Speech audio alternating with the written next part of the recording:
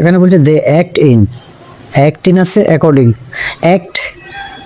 অ্যাক্টের পরে মূলত আমি দিই, তারপর act following, act according, act upon, মানে আপনার কোনো কিছুর উপরে কোনো কারো সিদ্ধান্তের উপরে নির্ভর করে চলাটা, ঠিক আছে। অ্যাক্ট আপন হয় অথবা অন হয়।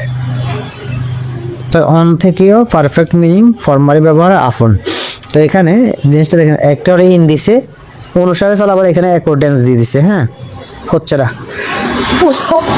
সরি, তাহলে ওটা তো অনুসারে চলা সেটাও দিয়ে দিচ্ছে, এটা হচ্ছে না।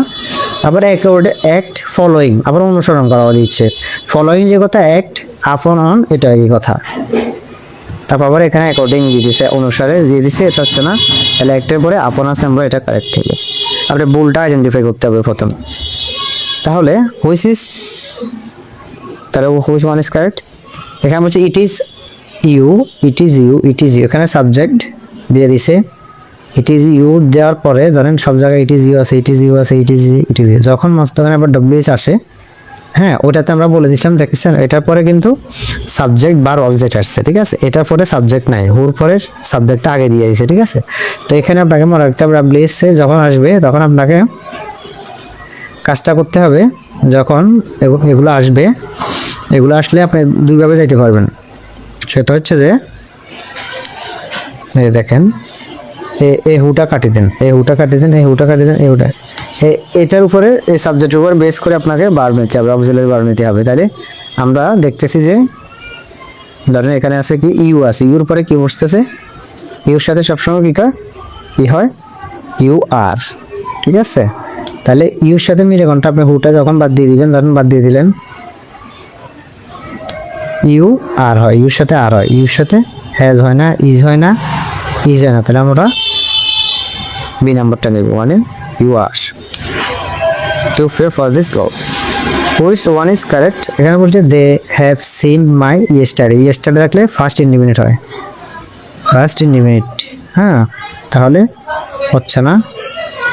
I like his side like simplicity, মানে তার শিশুসুলভ সরলতা, হ্যাঁ I like his side like simplicity, মানে তার শিশুসুলভ আচরণটা আমার কাছে ভালো লাগে, এতটুকুতে কারেক্ট এটা আছে।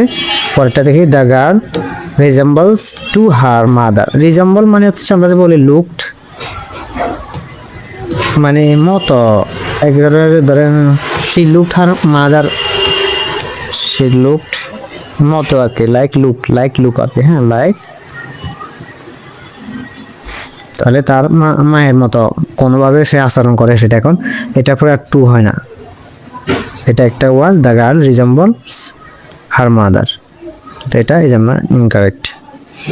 তারপরে পরবর্তীটা বলছে আরে তৃতীয় ধাপের 65 কমন পুবু 75-এর ভিতরে আমি এখন শীর্ষ দেখাই দিব, আর দ্বিতীয় ধাপের ভিডিওটা প্রায় ইতিমধ্যে দেখেছেন, 67 কমন ছিল 75-এ, প্রথম ধাপে 69 ছিল 75-এ, 18 কমন ইমানদারি স্কুল কলেজে গড়ের 83 মার্ক প্লাস ছিল। যদি আমি এটা দিই না, এটা 40 পেলে পাস, এই জন্য আমি শীর্ষ দিই নাই।